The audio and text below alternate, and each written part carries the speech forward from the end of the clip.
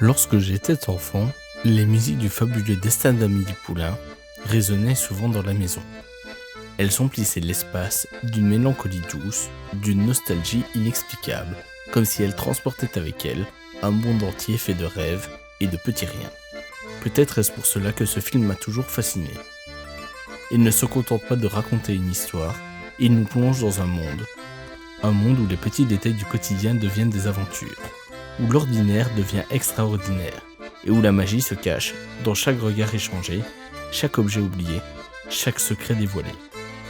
Sorti en 2001 et réalisé par Jean-Pierre Jeunet, ce film a marqué des générations, par son esthétisme unique et son optimisme teinté de mélancolie. Mais derrière ses couleurs vives et sa musique envoûtante, Amélie pose une question existentielle. Comment trouve-t-on le bonheur quand on a toujours vécu dans son propre monde ? Dès les premières minutes, le fabuleux destin d'Amélie Poulain s'impose comme un conte. La voix off est omniprésente, les personnages caricaturaux et la structure en tableau renforcent cette impression d'être plongé dans une fable où chaque détail a son importance. Amélie est une héroïne timide, élevée dans une bulle, qui découvre un jour une boîte remplie de souvenirs d'enfance cachée dans son appartement. Ce petit événement anodin devient le déclencheur d'une quête bien plus grande, celle de semer du bonheur autour d'elle, discrètement, sans jamais s'exposer.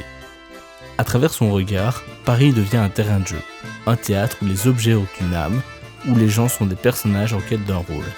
Mais cette envie d'embellir la vie des autres ne cache-t-elle pas une peur d'affronter la sienne ?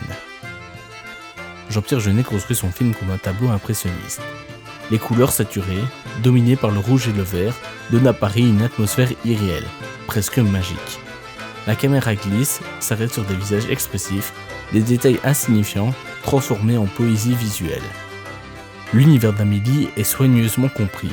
Son appartement est un cocon rempli d'objets vintage, de souvenirs figés dans le temps. Les ruelles de Montmartre sont filmées comme un décor de carte postale, mais jamais de manière artificielle. Tout est exagéré, mais tout sonne vrai. Cette esthétique crée une distance avec le réel. On n'est pas à Paris, on est dans le Paris rêvé d'Amélie. Un lieu où le quotidien devient une aventure, où chaque instant est une opportunité de beauté. Si le fabuleux destin d'Amélie Poulain touche autant, c'est parce qu'il parle avant tout du regard, celui qu'on porte sur le monde, sur les autres, sur soi-même. Amélie passe son temps à observer, à imaginer, à interpréter. Elle regarde les gens, devine leurs pensées, invente leurs histoires. Mais elle fuit son propre reflet. Son jeu de piste avec Nino, cet inconnu qui collectionne les photos abandonnées, est plus qu'une romance. C'est une métaphore de sa propre quête d'identité. Tant qu'elle est spectatrice, Amélie contrôle tout. Mais dès qu'elle doit agir pour elle-même, le doute s'installe. Peut-on vraiment vivre une histoire d'amour si l'on reste toujours caché derrière un jeu ? À travers son parcours, Amélie apprend une leçon essentielle. Le bonheur n'est pas qu'à offrir aux autres, c'est une réalité à saisir pour soi-même. En aidant les autres à trouver leur voie, elle comprend qu'elle doit sortir de sa coquille. Le dernier acte du film, où elle ose enfin se confronter à Nino, marque cette transition. Amélie choisit d'être actrice de sa propre vie, et non plus seulement spectatrice. Le fabuleux destin d'Amélie Poulain nous rappelle que le bonheur est une somme de petits instants, qu'il ne tient qu'à nous de les voir, de les saisir, et surtout, de les vivre pleinement.